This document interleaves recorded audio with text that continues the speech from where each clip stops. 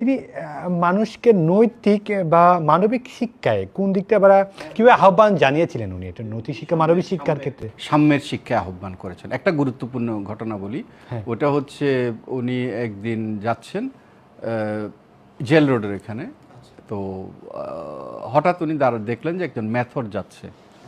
তো উনি গাড়ি থামালেন, থামায় ওই মেথরকে উনি গোসল করালেন, কাপড় পরিবর্তন করালেন, ওনার হাতে একটা ঘড়ি ছিল, ওটা উনি পরিয়ে দিলেন। আচ্ছা, কিন্তু মেথর চিনেও না, জানে, কিচ্ছু বুঝেনি সে। পাশে যারা ছিল তারা কে গড়িটা পরিয়ে দিয়েছিল জানতেন? অবশ্যই যার যার মর্যাদা অনুযায়ী উনি সম্মান করতেন, কিন্তু উনি সবাইকে আপনি করে কথা বলতেন।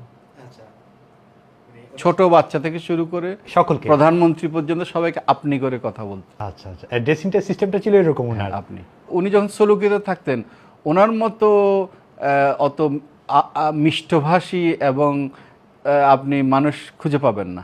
ওনাকে যারা দেখেছেন তারা জানেন।